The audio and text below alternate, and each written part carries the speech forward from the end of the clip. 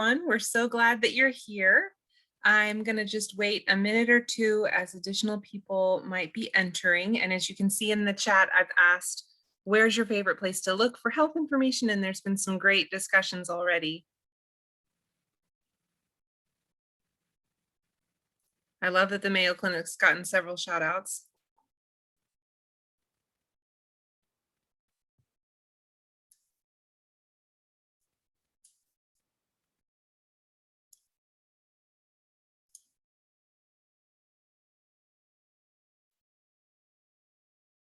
I think we'll go ahead and get started because we want to respect everyone's time. And I know based on time differences, it may be later for you or earlier in the day. So we'll go ahead and get started.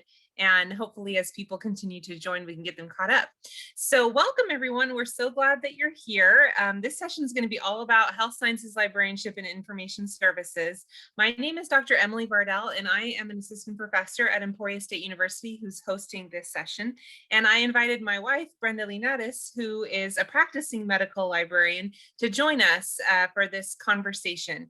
And we really do see it as a conversation. We're going to spend some time telling you about our experiences in health sciences librarianship because we've worked in almost every area of medical librarianship that you can think of, or at least enough to give you a general overview of what it looks like. So we're going to basically be walking you through some of the things that we've done as professionals and other ideas of what practicing medical librarians are doing in the field, just to kind of give you an in, because I think a lot of people hear health sciences librarianship and they think it's intimidating. And so we want to show you there are a lot of entry points to getting invested in medical librarianship, becoming a part of the community. Brenda, did you want to add something?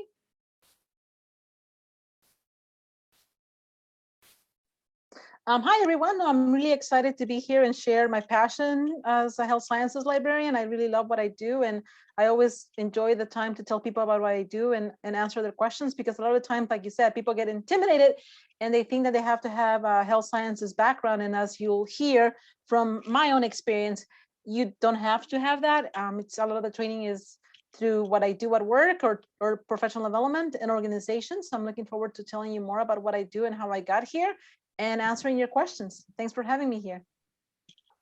Awesome. All right. So we will continue with the next slide.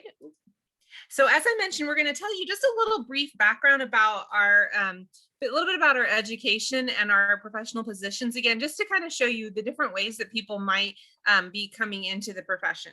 So my bachelor's degree is in science. I did mine in biochemistry and German studies. So not everyone comes from like a science background, but some people do. I knew I was interested in working something in health. And as I went and got my degree in biochemistry and spent a lot of time in a lab, I was like, I don't think I want to work in a lab. I was looking for something where I could work with people. And what I ended up doing is it's a long story, but teaching English in Austria. And my mom saw a poster for the National Library of Medicine Associate Fellowship.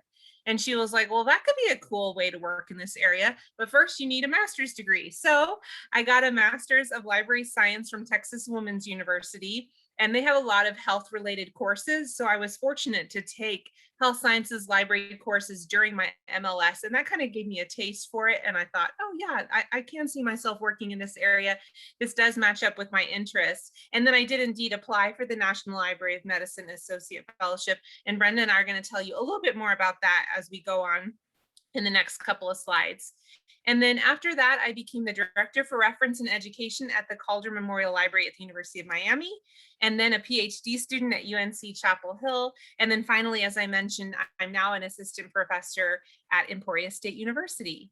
So Brenda's going to tell us a little bit about her background. And as you'll see, it's a little bit different entry point, but she also arrived in the pathway of medical librarianship.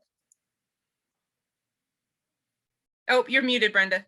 I actually grew up in California, so that's what I did my undergraduate, and I did my undergraduate in finance from Cal State Northridge. And as you can see, I actually thought I was going to be a business person. I was going to go into banking, and it's interesting because when I was doing my undergraduate program, I actually worked in the academic library, and I enjoyed doing that, but I didn't think that was going to be my path or my career. That was just my work study, and so I really enjoyed it. But my focus was, I'll get my business degree and I'll go into business, and that's going to be my path. So when I did that, I ended up working a bit in business, and I realized that I wasn't enjoying what I was doing. I actually worked for the U.S. Treasury as a national bank examiner, and I just didn't like it. You did a lot of traveling, which was fun, but I didn't have a space or my own office. But basically, our offices were the conference rooms of different banks where you went and did audit. So again, people were not really looking forward to seeing you because you were basically going to tell them what they were doing wrong in terms of what they were doing with their procedures, with their money in the banking. So I just didn't enjoy it as much. So I actually went back to my supervisor at the library in Cal State Northridge, what I had worked before, and I said, I'm thinking about changing careers. She had been a great mentor and a great friend, so I stayed in touch. And she said, did you think about going into librarianship? And that was the first time I actually seriously thought about it. And I said, you know what, maybe I'll give it a thought. And I feel like it was meant to be, because I met with her that summer. And that summer I went to an information session at the UCLA library program. I enjoyed what they were telling me. I said, oh, I can see myself doing this. And I applied that fall. I took my GRE that fall, and I was fortunate that that spring I got into the program and got accepted. And also, if you're interested in following this, I was fortunate to apply through the ALA Spectrum Scholarship, and I was fortunate to be one of those people accepted to the program and the scholarship. And so that paid for my library degree, which I was fortunate enough to get that. So I went and got my master's in library science from UCLA, and I knew I wanted to be an academic librarian. I didn't want to be a public librarian. I didn't want to be a school librarian. And I worked in different libraries. And so I worked in the general academic one. I went back to my previous undergraduate program and did an internship there. I worked in the law library. I was just experiencing and trying to see what was out there. And in my last semester of the health of library school is when I did an internship at the UCLA Health Sciences Library, and I enjoyed it. I really liked what I was doing there. I was answering various different kinds of reference questions, and I felt like I didn't have to have an MD to help people. I had people coming up that were researchers, faculty, students, people from the community that had questions about a specific health topic, and I could answer them. And I felt like, hey, I'm giving them information that's going to be useful. It's going to help them make better decisions for their lives. I had like physicians coming in, they were going to do a new procedure on a patient, and they wanted to see if there's anything new that they could do or something new. And I felt like, oh my gosh, this is, it's always like new thing, new research going on. So I really enjoy that. And that's why I ended up deciding to go into medical librarianship. And I was fortunate, like Emily, to get into the National Library of Medicine Fellowship, which I really enjoyed. And I lived in Maryland, in Bethesda, Maryland for a year.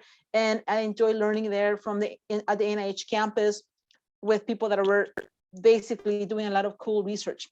And so after that, I ended up going to the University of Miami. And I did various jobs there, and I'm probably going to tell you more about that later on in the slides. But I was their financial manager and the outreach librarian. So I did a lot of different things there that I can tell you later on.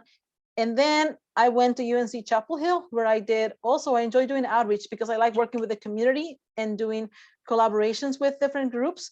So I did that. And then I was fortunate that we had a lot of library students from the UNC program there. And I was a supervisor for many of the students that were working in the library. So I got a chance to supervise them, hire them, mentor them, get them experience as librarians. And so I really enjoy that. And currently right now, I'm at the University of Kansas, in Kansas City, Kansas, where I work specifically with the School of Nursing faculty, students, and I also get to work with the school, with the practicing nurses in the hospital. So I'm glad that I get to sometimes do sessions in the hospital because they do a lot of training. So I get to do that and teach them about resources that they can use. And before that, I know that I have an MBA because I want to go into administration in libraries. And so when I was at UNC Chapel Hill, I actually did my MBA in the nighttime professional program. So I was able to finish that in 2017. And that's one of the nice things about working in an academic library. Sometimes you can get tuition remission from universities that you work at, which was a nice benefit of going through that program, is that Brenda was able to get the MBA with very minimal student loans. So just as a little side tip, that could be something interesting. And a lot of people who are in medical librarianship might do MBAs. A lot of people do MPHs too, Masters of Public Health. So you probably don't want to think about getting another master's degree right now, but down the road, if you think about it, that can be an option. So as you can see, just from this quick overview, there are a lot of different things you can do under the umbrella of health sciences librarianship. So we're going to spend a little bit of time talking about them more in depth, so you can just, again, see some examples of what this looks like in practice. So as we mentioned, our starting place for medical librarianship was at the National Library of Medicine. This is a picture of it in Bethesda, Maryland. It's on the NIH National Institutes of Health campus. People call it the mothership because of its odd architecture. But if you are interested in medical librarianship, this is just the best way to start out your career. We highly, highly recommend it.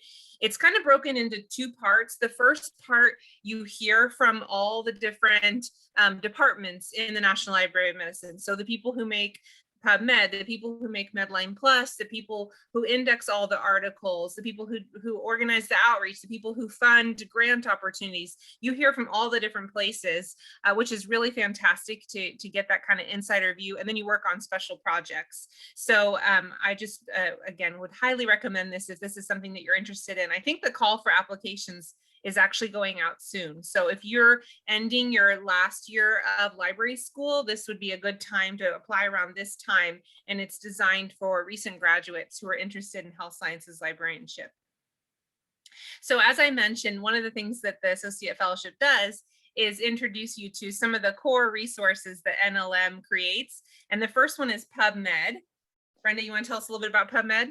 And I know that some of you mentioned PubMed when we were thinking of asking about resources to use. So we use a lot of PubMed in medical librarianship because a lot of the times PubMed is a place where they index a lot of health sciences and biomedical research. And so that's one of the, it's a free tool because it's created by the National Library of Medicine. And so a lot of the times that's the go-to database that healthcare practitioners use to find research on various topics. The cool thing about doing the National Library of Medicine Fellowship was that we got a chance to actually see the people that were indexing those citations. So you think that all those articles that get published and get indexed in PubMed, somebody at the National Library of Medicine has a set of control vocabulary, if you're familiar with what that is, which is the medical subject heading for PubMed. And they had a set of terms that they have many of them have PhDs in some of those subjects. And all they do is read articles the whole day. And they read an article and they say, oh, let me see what this article is about. And they use that set of mesh terms that they have to assign index terms, and that's how they are able to index the material in PubMed. So that was really cool to be able to do that because when I teach PubMed to students and researchers, I tell them I saw how they did the indexing. So it was cool to see that, and a lot of people tend to use PubMed and are familiar with that. So that's definitely one of the most commonly used database in that healthcare providers use. Go ahead to the next slide. Yeah, and that makes me think, another area that people don't always hear about in library school is working for publishers or working for different companies. And so like Brenda's saying, you could be an indexer, you could work for a company, you could be the trainer for a database. So there's a lot of different possibilities under this potential area of librarianship. So I know sometimes some vendors actually use health sciences librarians. So some of the services that we are going to mention about doing systematic reviews or things like that, I'm jumping ahead, but some vendors actually like to have librarians work for them because they've worked as librarians, they know the language, they know what they're doing, and so they can be able to talk to librarians in different schools. Some of you mentioned the Mayo Clinic. Something else that we tend to recommend people for consumer health information, it's Medline Plus, which is again created and maintained by the National Library of Medicine. And that's one of the resources that I used a lot when I did outreach with my previous jobs, because Medline Plus has consumer health information. It's basically similar to the Mayo Clinic, that it has information on health topics in very easy ways to understand it. And it has a completely Medline Plus in Espanol that people can use for communities that speak Spanish. And then there's specific health topics that they also have in other languages. So that's very useful to know about, because you can use that with people that not specifically looking for information in just English. But again, this is another place that I've had friends that have worked on this website because they're medical librarians and they maintain and some of those topics. Like I have people, and I actually did something. I have another in North Carolina, something that was similar to the health topics that they had here.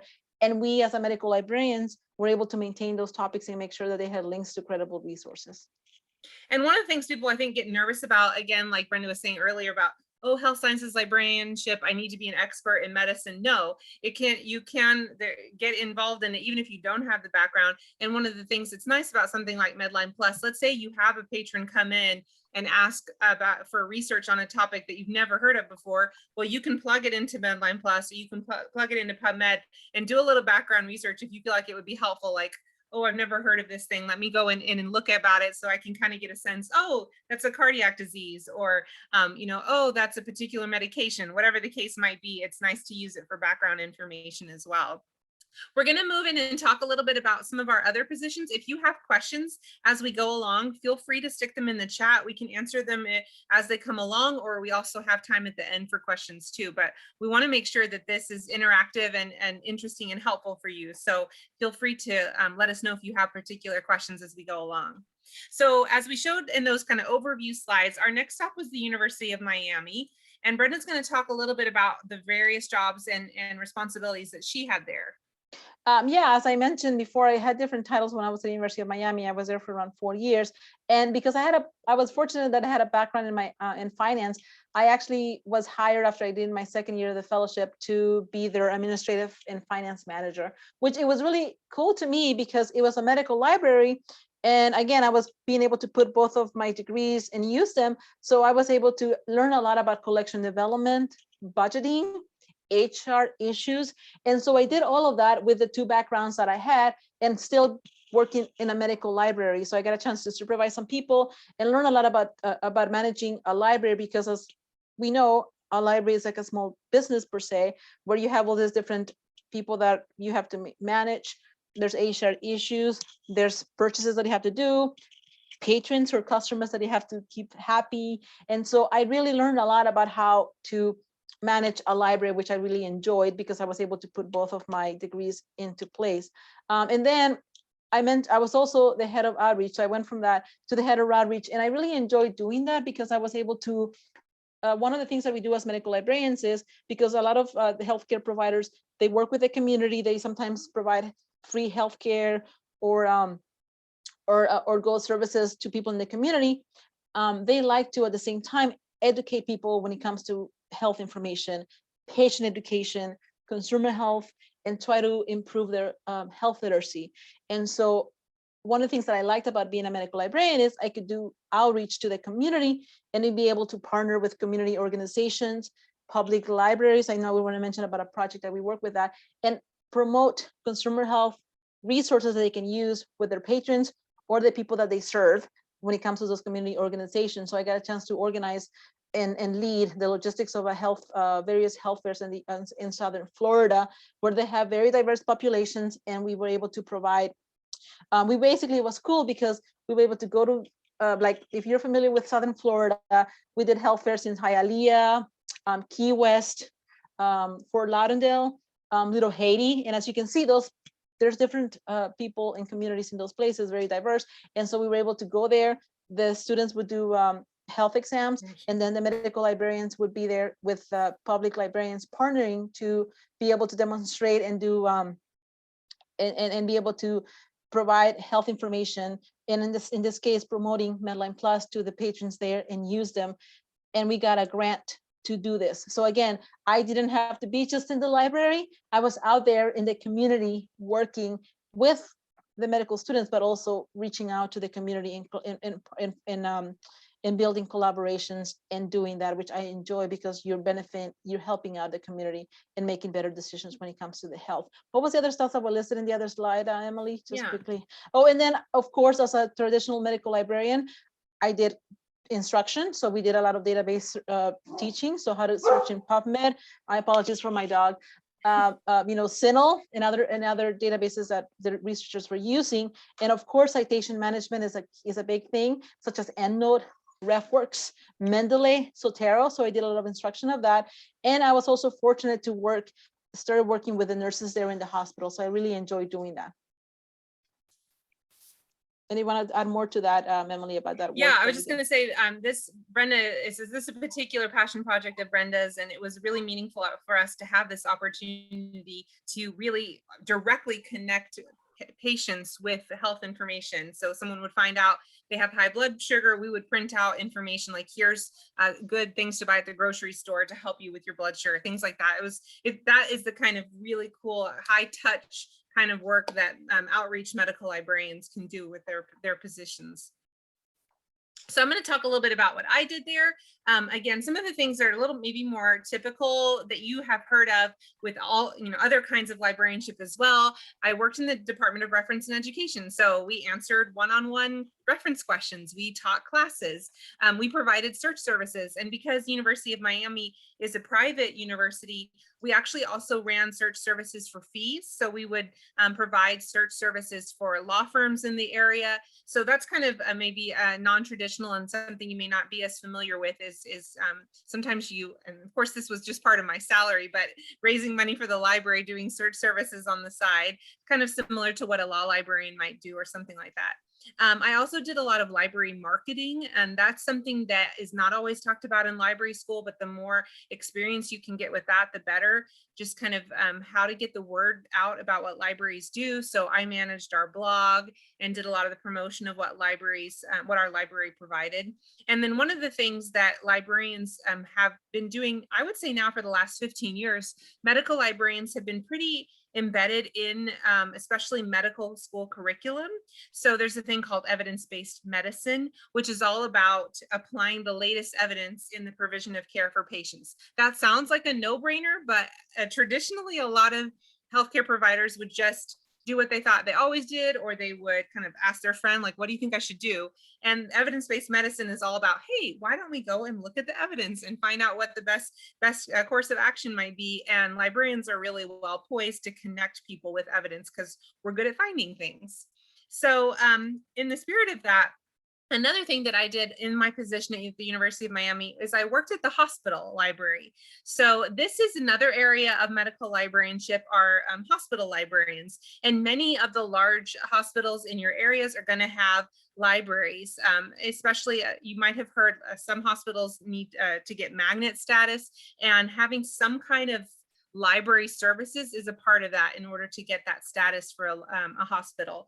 And so that in my case looked like staffing a reference desk where we would actually be there and answer questions from people in person. But obviously we also took emails and connected people with information then. And in this case, we do some things that you might not always do in a library. So like in some libraries, if a patron emails you and said, hey, can you get me this article? Some of them might say, well, go look for it in this database and here's how to do that. In a hospital, you might just be like, okay, here's the article, because the person might be like, I have a surgery in 2 hours and I need to know what's the right, suture technique or whatever. So you just get them the information as fast as you can in a hospital setting. And then we also promoted library resources at weekly grand rounds. And this is where a huge number of clinical physicians would get together, and it would be like around lunchtime, and there'd be some kind of presentation on a topic. Oftentimes they talk through a particular case, and we as a library were fortunate to have 5 minutes at the beginning of this to just promote something about library services. So we might just give an update like, here's this new feature in a database, or don't forget about this resource that we have access to, or let me show you how to walk through a sophisticated search that ties into the example you're going to hear today.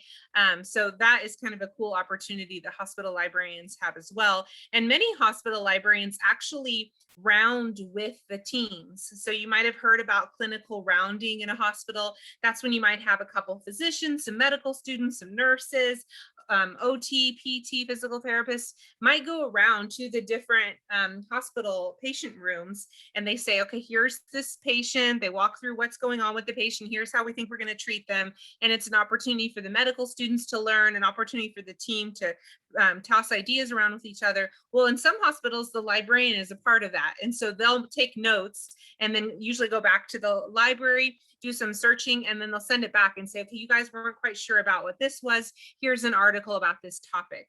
And some may even carry like an iPad or something with them and do some searching at the point of care, but a lot of the times they'll send it afterwards. But that's a pretty cool thing that hospital librarians can get involved with, is rounding with the physicians. And sometimes what happens is you have, like I mentioned, a lot of the times if it's a big academic hospital that's that's affiliated with a medical school, they tend to have that clinical librarian that it's part of the main health sciences library, but does those clinical rounds with those, like Emily was saying earlier. Or sometimes you have those small hospitals that they need to have a small library to have us and have a librarian there providing those services within the hospital itself, and it could be very separately from the academic library. So it could be one of Right. those two settings.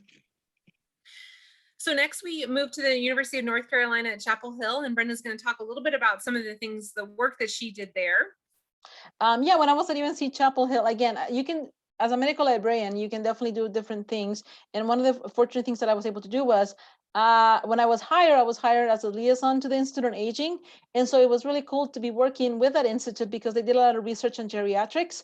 And so they actually had a small library within the institute itself, and I managed that library. So I used to have once a week go and have a shift there and be there for 2-3 hours. And so if there were researchers within the institute that had questions on various geriatrics topics, I could be able to help them and do a consultation for them and be able to meet with them one-on-one, or even show them if they were publishing an article, citation tools such as EndNote and RefWorks. So I really enjoyed that because I learned so much about geriatrics. And again, I didn't have any experience or expertise on that topic, but because I was the liaison to that institute, I did a lot of learning on my own and took some classes and did some reading, so I knew more about the topic itself. But I learned so much as the people were asking me questions or they were doing research on those topics, and I was able to help them because I always tell people, as a medical librarian, I know how to search the databases. I know how the information is organized. I know what control vocabulary is. I know what Boolean searching is.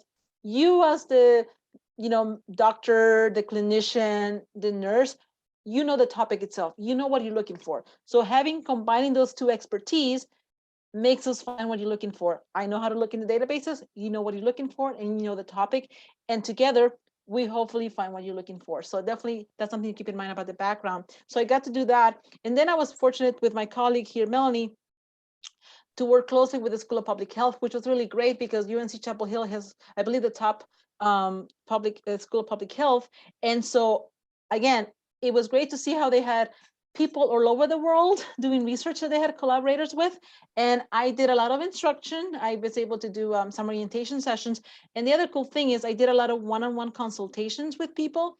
And so that's something too that I do a lot of, as a medical librarian, that if people are working on an assignment or they're working on a publication or a project, you actually get to meet with them one-on-one to learn more about that and see how you can provide help. Well, some of the people that I had to work with the School of Public Health were potentially doing summer, programs or doing research in a specific country. Like I know that I had several students that I had to do Zoom sessions because some of them were in a country in Africa or even in Europe. So it was cool to be able to say they were doing some research there, and I was providing services and resources that they can use while they were doing, or even faculty were there in those countries. So I really enjoy the fact that it wasn't just locally, but I was doing something around the world. And then because again, my interest is a lot in outreach and collaborating with organizations, we got a grant from the National Library of Medicine to collaborate with community colleges, as you can see in the picture below. And so we were able to get funding to create online tutorials that the librarians in the community colleges can use with their nursing students. Because again, they had limited resources, they were a community college, but by us creating this and collaborating and creating this partnership, we were able to create something they can use with their students in their library and in their classes. So I really enjoyed doing that. And something else that I was able to do too when I was in UNC Chapel Hill was because there's a great collaboration with libraries around the state. They wanted health sciences librarians to come and do training on consumer health resources to public librarians around the state. So I was able to get a chance to travel around North Carolina and in specific parts of the state where I did like a whole day training on free consumer health resources that public librarians could use when they had questions about health topics from their patrons in those communities. So it really gave me an opportunity again to go out there out of the medical library, go to the state itself, teach public librarians about these resources, and that way they could use them with their communities. And so it was a great way to again find that collaboration and not just being in your local health sciences library. So I really enjoyed doing that because I got a chance to travel, I got a chance to network with people, and I got a chance to teach about those great resources that the National Library of Medicine had available for them to use too. Go ahead, Emily. And then I think I did those special projects because there were the opportunity to do that, which I enjoy. But then I also did the traditional. I did a lot of information literacy classes. I did orientation sessions. I was invited to some of the classes, especially with the School of Public Health, to if they had a specific assignment to work on, I would come up and have a sample search, show them about the specific databases that they can use and how to search those databases. We also had a chance to monitor chat. So librarians would be able to monitor that if we had chat questions. And I had a chance to collaborate with faculty when they were doing projects. And in this case, also publish articles that they were working on, because as their librarian and working on doing their very in-depth searching, I was part of the team. And therefore I was one of the authors in those articles that they were working on. And because depending on the academic settings, as you probably noticed, some libraries, for the most part, if they're part of a big academic setting, the medical campus tends to be in the same campus. Like at UNC Chapel Hill, we had the medical campus in the same as the academic campus. And so we were able to have the opportunity to collaborate and work with other librarians on projects or teaching. And so that was really great. And then I mentioned the research hub because a lot of the times you think you're probably seeing a lot of how even public libraries are getting involved in doing 3D printing, data visualization. So that's something that it's new. Data management, all of this stuff that you're starting probably to hear about what some librarians are doing. They had something called the research hub, that it was a hub of the different libraries on the campus, and we were just providing different services that were part of that. You know, how to provide and teach you about software, about data visualization. We're getting into data management. How can we help you to maintain your data that you're gathering when you're doing research, and be able to archive it and reuse it in the future or share it with other people? And so I like that the fact, as you can see, as a medical librarian, you're doing the traditional roles, but you were also working on specific projects with the faculty, the other colleagues in other libraries. So I really enjoy that. And as Brenda was just saying, one of the key things that many medical librarians do is collaborate with faculty on research, on publications. So I'm going to share this evidence-based pyramid, which you may have seen before. So the quality of evidence goes up the higher you go up on the pyramid. And this is something that librarians hammer home in many different settings, but it's, again, particularly important in the health sciences, where you really want healthcare providers looking at the best evidence when they're making decisions on people's health. And so many librarians work on articles that are at the top of that pyramid. So systematic review services is a big area that's growing in medical librarianship and in other areas of librarianship. Feel free to stick in the chat if you've heard of examples of libraries working with different researchers on systematic reviews. But this is, again, this is what we're built for as librarians. We're really good at searching. We're really good about being systematic, about organizing things. And that's what you need for systematic reviews and meta-analyses. So again, a systematic review is going to look at, I want to look at all the literature on this topic and then be able to review it and come to some kind of consensus about what is the literature telling me. And this is really important, and especially in medical settings, because it's not, here's just what one article told us, but here's what all the research says. So when we think about, like, do vaccines cause autism? Absolutely not. There's so many articles. If you did a systematic review about all the literature, it would all say, no, it doesn't happen. And there's this one article that's been debunked that said it did. But that's the beauty of systematic reviews, is that they can look at the bigger picture and say, what is all the research telling you? And so a lot of librarians will be on the research team for systematic review services and hopefully get authorship credit along with the healthcare providers who are running these systematic reviews. And this is really important right now, essentially with COVID, and that somebody mentioned misinformation and mistrust out there, right? That a lot of my colleagues have gotten involved when it comes to training, and how can we educate people about what's, the facts, the evidence out there about vaccines, about, COVID-19 and things like that. And so, evidence, fact checking, what's the research say? That's a big thing when it comes to health sciences librarianship, for sure. Right. Yeah. Such a good point. Thanks, Brenda. So now we're going to turn to where Brenda's current position is. You can see her background on her Zoom is here at the University of Kansas Medical Center Dykes Library. So Brenda's going to talk a little bit about what she's doing in her current position. And again, I'm really fortunate that I get to do what I enjoy doing, which is, again, collaborating with researchers and faculty and students. I really enjoy, students tend to have a lot of really cool, interesting questions that they're asking. So I do a lot of instruction. As you can see, this is basically some pictures, some photos that I took this summer when I did orientation sessions, and I taught some classes. As you can see, I'm wearing my mask when I'm there, and my colleague there is also, the students are also wearing masks. So I did a lot, I do a lot of instruction with the nursing students, and reference. I do reference, although I don't monitor too much of the chat. But sometimes I get a lot of questions via email, because when I promote my services, I get that I share that email to my students and the faculty. So a lot of the times I get email from faculty that they're working on a project and they want to need help doing a lit review. So I do that via the reference. And the way that I do that is, I mentioned consultations, is maybe other types of librarianships didn't do much consultation, but I feel like as a medical librarian, I tend to do a lot of that. So I either meet with students or nurses from the hospital, or the faculty that they're working on a specific project, and I meet with them for 45 minutes to an hour. And I just basically ask them questions. If you are familiar with the reference interview, I want to make sure what they're looking for, how I can help them. So I do a lot of that.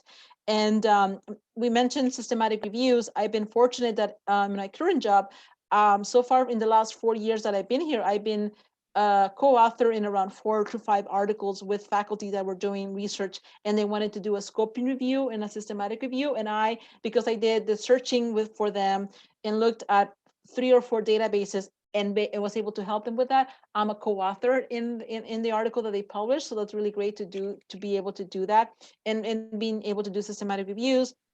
And one of the cool things that I've also been able to do with the School of Nursing right now is, I do the instruction, like I said, for orientation sessions and the reference and the consultation. But I was fortunate that, because I'm so interested in consumer health, in outreach and patient education, one of the undergraduate programs that I collaborate with, they have to take a health communication class.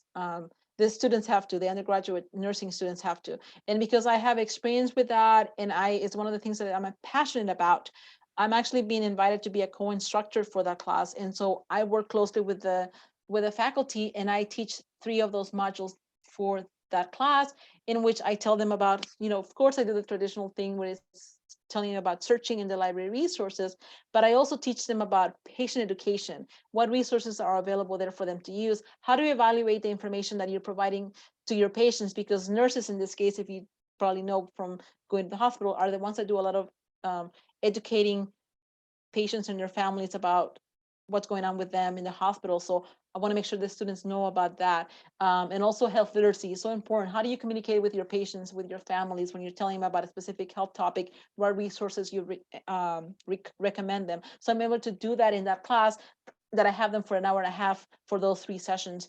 And then also, because I'm interested in diversity and inclusion, I also teach them about cultural humility and how important it is to understand different cultures when you're interacting, when it comes to health issues, because all of us are very different in how we see healthcare, and how we interact with healthcare providers, and what people traditionally, because of different cultures, do with that. And so I'm able to incorporate all of this into the classes. And so I've been very fortunate to do that, and I just do like an orientation session, but go more in depth. So as you can see, I do the traditional things as a librarian, but I also have been more involved with those projects. And I think the next slide tells you about something else too that I've been doing with this. And it's, again, outreach to community. That's as a medical librarian, I know that health literacy is so important. Miscommunication right now with COVID has been really bad, and mistrust in the Latino community. And I really like to make changes and improve in that. So one of the things that I got involved in right now at the University of Kansas Medical Center is that there's a program called Juntos, which is basically they're trying to do outreach to the Latino community, and try to get them more involved in clinical trials and trusting healthcare providers. And so one of the projects that I got involved in the last 2 years was Mariana, who's in this picture. She's the director of the program, and they had an idea to do a radio and podcast in Spanish for the community. And so again, here's me, as a medical librarian, I do research on health literacy, health communication, and all of that. And so we were able to get a grant from the National Library of Medicine to be able to create and record podcasts in Spanish, because we knew, excuse me, healthcare providers that could be interviewed in Spanish, telling people about COVID-19, social distancing, the vaccine, clinical trials, so we can teach the community about all of that, of all of this, so they know about it. And so we were able to create this podcast, and this is a link that if you want to follow that up, and on different topics. First, it was just going to be on health topics that are important to the Latinx community, but then because it happened right when COVID hit, we ended up specifically doing a lot in the beginning from topics that had to do with that. And so what that is me as a librarian, worked with Mariana, who is the head of the Juntos program. And so we would get healthcare providers to talk a specific health topic in Spanish, and talk back and forth, and people would listen to that. And then as a medical librarian, I helped them find credible resources to back up that information. So I got a lot of information and links to Medline Plus, the CDC, the Mayo Clinic, so that could supplement some of the information they were getting about a specific health topic. So I got a chance again to collaborate with healthcare providers with this program, the community, to inform them about important health topics that are essential for them to make better decisions in their lives. So again, this is something, again, it's not just being in the library teaching information literacy classes or doing reference or consultations. This was me being part of this project, reaching out to the community and trying to reduce that misinformation about COVID-19 in this particular instance. So I really enjoyed doing that. And I was one of the people that they also interviewed about health information and health literacy, which I enjoyed. So as you can see, I've had played different roles and done traditional things of medical librarianship, but telling you that there's other ways that you can also get involved with the community as a medical librarian, and being able to find a passion about reducing and improving health literacy, or health communication, and all of that, and misinformation. Mhm. So Brenda's been talking about health literacy. My research area is in health insurance literacy. So looking at how people make informed purchase and use decisions when it comes to health insurance. It's not something that is talked about a lot, but it's something I'm very passionate about, this knowledge, ability, and confidence to effectively choose and use health insurance. So I look at how people make this, and then I've also looked at how libraries support this. What kind of outreach have librarians done? And traditionally, this is actually in public libraries, especially public librarians with an interest in health, have connected people with health and insurance information. And as you might guess, I mean, health insurance literacy can cover the gamut when we're looking at where does a patient interface with health insurance. It can be all these steps: finding a physician, filling a prescription, using and paying for meds, blah, blah, blah. So a study that I did with a colleague was looking at librarian roles and what can librarians do to address health insurance literacy, and what are some strategies. So in the left-hand column, you see the particular roles, and these might sound familiar across the board of librarianship. This is the kind of stuff librarians do. We're information providers, information mediators, instruction librarians, information managers, literacy advocates, and researchers. And then on the right, you can kind of see what this might look like in practice, what librarians could do, what are some strategies librarians could use to fill these different roles. And I have a few more slides I want to show you that look at what this looks like in practice. But before we show you our final slides, I did want to stop and just kind of see, what questions do you have for us with the content that we've shared so far?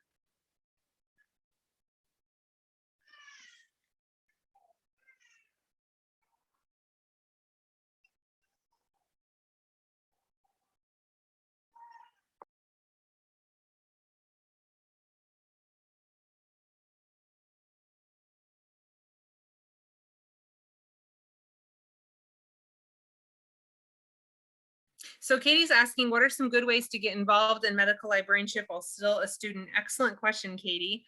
I do know one thing I would suggest is looking at the National Network of Libraries of Medicine. So it's nnlm.gov. They're doing more and more research with students in LIS programs. And I know they've actually had some grants recently that kind of helped connect LIS, graduate students with medical librarianship. So that's one place to look. Brenda, do you have ideas for ways that people can get involved in medical librarianship while a student?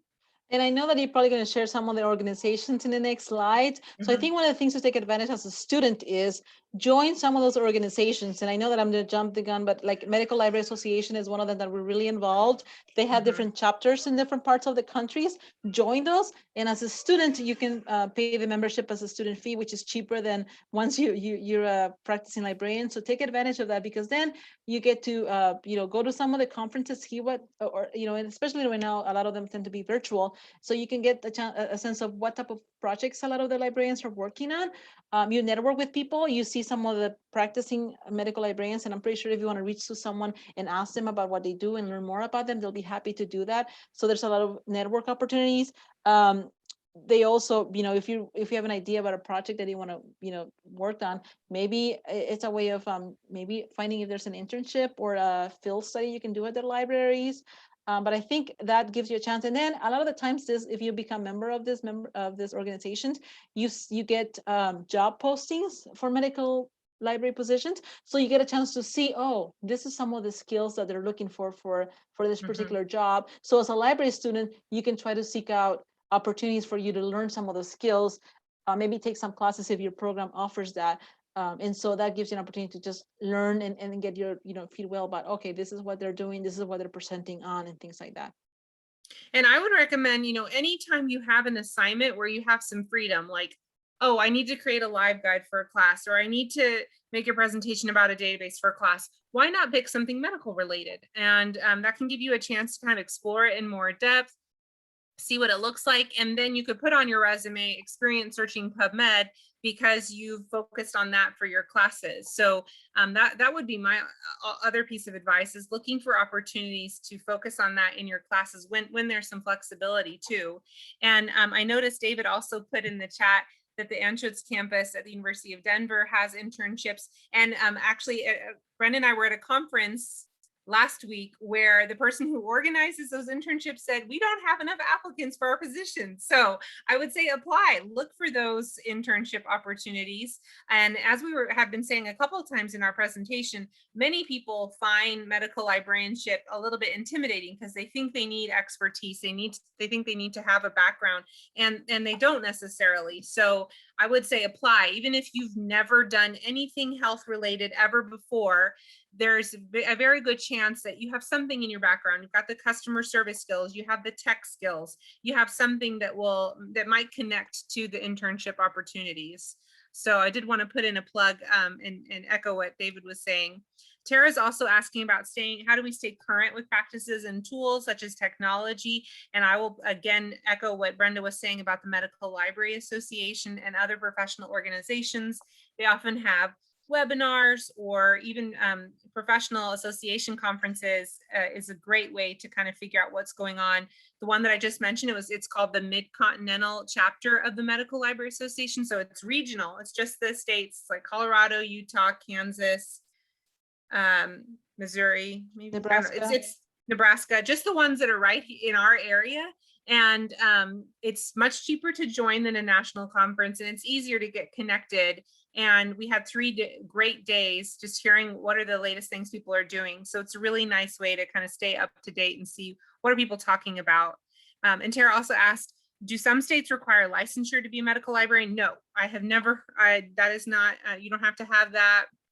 The only thing I can think of is that some library positions may say we prefer you to have a second master's, like I said, maybe a master's of public health. Some, like for example, nursing liaison positions might like you to have a nursing degree, but I don't think I've ever seen that be required. It's usually like a preferred thing, and it certainly makes you a strong candidate, but there definitely is no licensure that you have to have. Yeah, I mean, I'm a nursing librarian. I don't have any nursing degree at all. I don't have any background in nursing, but I work closely with them. I know that you're going to mention this later on in the slides, Emily, but there's something called AHEP that a lot of medical librarians tend to have, and that's that's something that you can get through MLA. That it's some job postings might ask you to That's have true. Yeah. AHEP. They might say, That you might know be what, AHEP similar. highly recommended. But it's Mhm. and it's a certification where you basically, you show how many C classes you've taken, what's your professional development is like. And so it's a bit of like a, and I have that because you can renew it. And it's something that could, that's something that they could potentially Mhm. require you. And I'll put the link in there. And I know that we're going to talk more Great. about that. Yeah, I'm going to show a slide with just like Brenda was saying about AHIP. And one of the nice things about this credential is your classes as a library student can count to AHIP if they have something to do with health. So it is a nice time to apply as a student because you might already be kind of halfway there in terms of having enough points to get this credential, because you may have taken some classes in your LIS program that count towards it. So yeah, I'm going to go through and show a couple more slides, but feel free to continue to add some more questions in the chat and we'll be happy to answer them. I've got these roles up here on my screen, and I just want to show you a couple more examples of some librarians who are doing this work and what that looks like in practice in a variety of settings. Again, to hopefully help you feel like you could see what this looks like, because there's such a wide variety in the discipline of health sciences librarianship. It doesn't look like just one thing. It can look like a wide variety of things. And so these examples that I'm going to show you come from some interviews I conducted with people to ask them about what were they doing that was related to the Affordable Care Act. So the first one I'm going to show you is someone, she works in an academic library at the University of Alabama, Birmingham. And she is what I would call an information mediator. She is the kind of linchpin between people. So for example, you'll see in this first bullet point, she builds partnerships. She's got public librarians and community organizations, and she helps put them together. So that's something that librarians of all kinds of types can be, that person who helps connect the right people together. And then she also proactively assists public librarians seeking authoritative resources. So that's something health sciences librarians might do, is create information resources like LibGuides or other tools, and then push that out and say, okay, maybe public librarians might have turned to medical librarians and said, help, we want to know what are some good COVID resources. And medical librarians are usually well poised to say, okay, here's some good ones to check out. I'm seeing a comment in the chat about how that is the compensation for medical librarians compared to other librarians, which is a great question. I'm so glad that you asked that, because I meant to say that earlier. It pays much better than a lot of other kinds of library positions. I should have said that at the very beginning as my hook. That is one of the nice things about medical libraries is they tend to be well paid positions, kind of I would say similar to medical librarians. Law librarians, special librarians often are better paid across the board than other library positions. So that is a nice thing about the field of medical librarianship. Thanks for asking. Another example is embedded clinical support. I talked about how librarians can round in clinical settings. So this is Paul. He's at the George Washington University, and he attends these case studies that I was talking about. And one of the things I thought was really cool is he was actually encouraging students to consider medication pricing with different types of insurance coverage. So just the kind of unusual ways that health sciences librarians can connect with clinical support. This is a consumer health librarian who works in a public library. So not all health sciences librarians work in academic libraries or in clinical libraries. Some of them work in public libraries, and Mary Ellen is an example of that. So she, again, is building those connections with relevant organizations. It's so important to not just do drive-by outreach, sometimes people call it, but to create sustained partnerships with people that are key partners in your area. And obviously public libraries, especially pre-COVID, but hopefully increasingly, can provide a space for programming. And then connecting those authoritative speakers, like people might want to know, who can I find out about signing up for Medicare?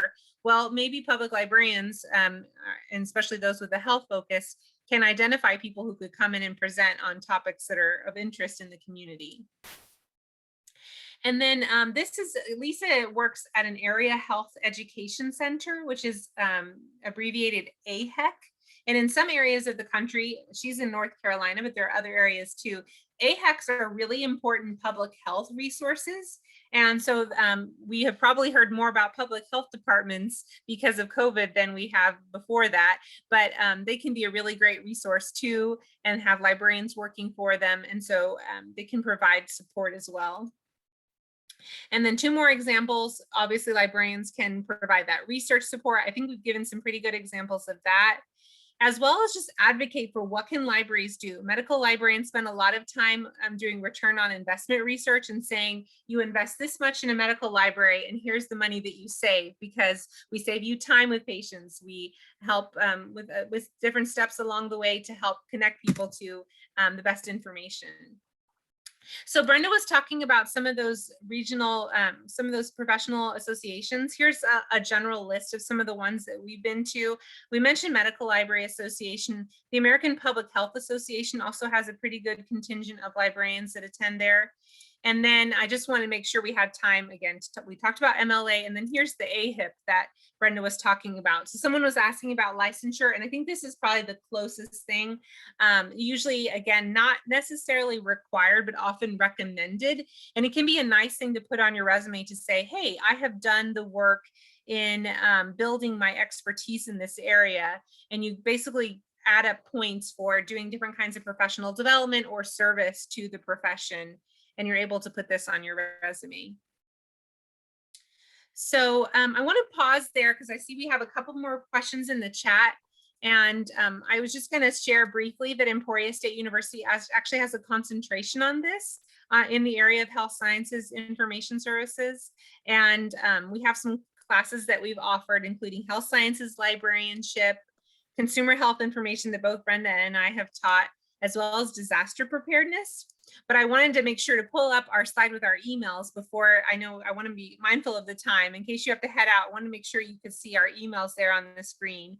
But we'll go ahead and get started on some of these questions. I see Brenda's been answering them in the chat. Yeah, and I want to say more, because I know that as medical librarians, one of the things that I feel like sometimes when it comes to public librarians, unfortunately, it tends to tie a lot with local governments, or depending on how the budget works. And I'm not saying if you work for a state institution, a lot of the budget is tied to the state budget when it comes to academic libraries. But I think we were fortunate that when it comes to health sciences librarians, because a lot of the time all this was going on had to be with healthcare, so they still needed people to be working there and providing support when it came to research to the people, the practicing clinicians, and the medical students still had to go to school, nurses still had to go to school, so they still need a medical librarian. So I think when it came to, from my own experience and from my colleagues that I know, it was a lot of us went to work remotely right away. I worked from home starting in March 13 of 2020, and I didn't went back to the library to work in person till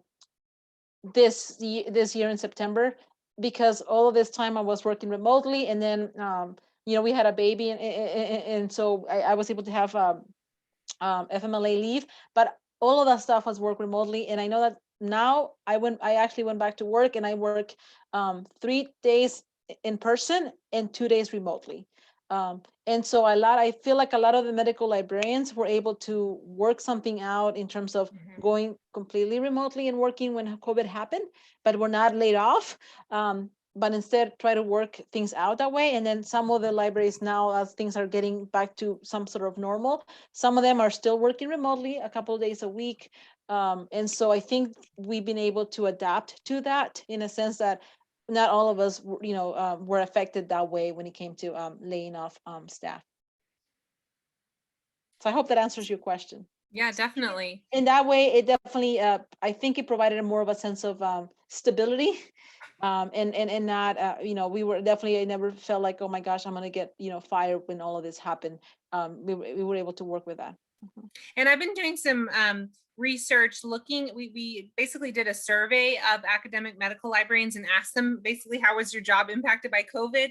And that's, we've got one article that's going to come out in the Journal of the Medical Library Association soon. And I might actually be available soon online before it goes to print. But just kind of some quick takeaways. There was an uptick in systematic review requests. So we talked about systematic reviews. People could no longer do like a lot of research on people when COVID happened. So then they were like, like, okay, we're going to do the systematic reviews from home, because that really just requires access to a database, access to a librarian. So that was one of the big things that kind of impacted medical librarian work, is there was a much more demand for that kind of help, which I think is kind of interesting.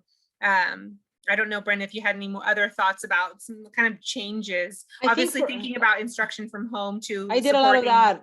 And I think a lot of the times, like the consultations that I mentioned to you with the students, I tended to have a lot of students come to my office in the library.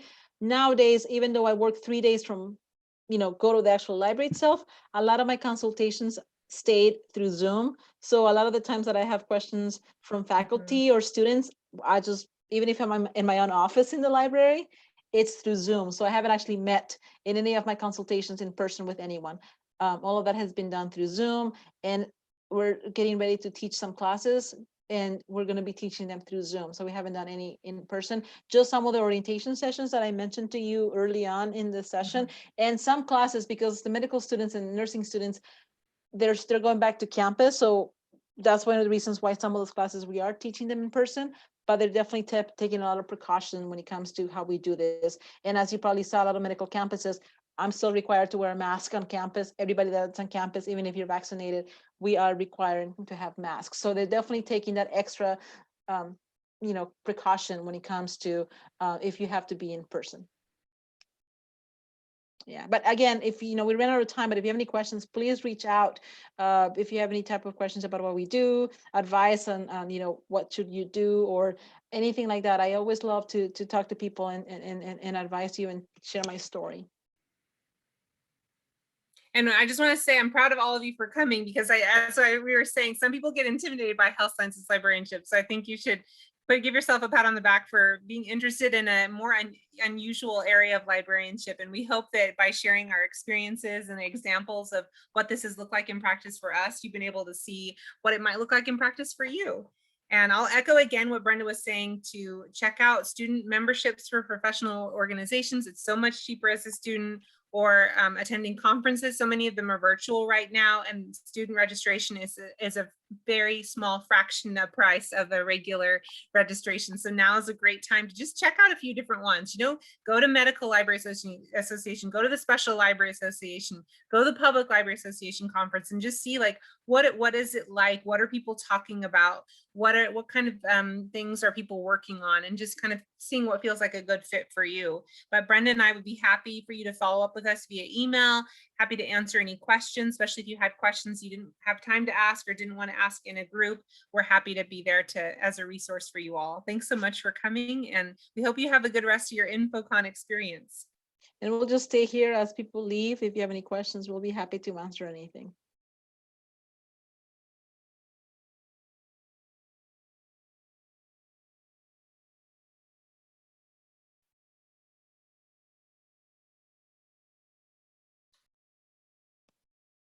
De nada.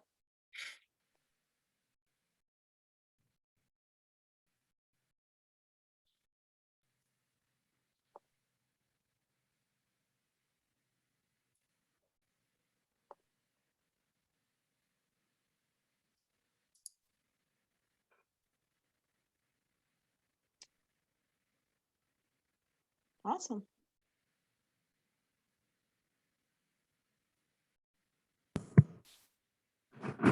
Well done, you two. Thank you. Thanks. It looks like we had some good questions. Hopefully people are giving them a Totally. thought about health sciences and medical librarianship. For sure. I learned some stuff too. Good. Thank you again so much. Yeah. That was a really awesome contribution to the conference. Our I think it pleasure. was really, really important to have you two, because the other health-oriented sessions, I don't know if you got on the INFOcon website, but they're mostly informatics based. And so I think this was a really excellent contribution to the overall offering. Awesome. Yeah, it's good to know that. Oh, go ahead, Brenda. No, go ahead. I was just going to ask if the recording was going to be up at the same website link, or do you know how they're going to share them? I think it'll be on that INFOcon website somewhere. I'm not sure where. They want us, Conway's going to upload them to the cloud. I will share the cloud link, and that will allow the INFOcon folks to download it, and then they're going to post them to YouTube with links from the site to the. Oh, perfect. Mhm. Yeah. So I'll let you, once that's all squared away, I'll email you both with the links. Perfect. Thanks for organizing this, David. Yeah, thanks for Absolutely. inviting me. Take care. Enjoy the rest of your day and All right. stay safe. You all too.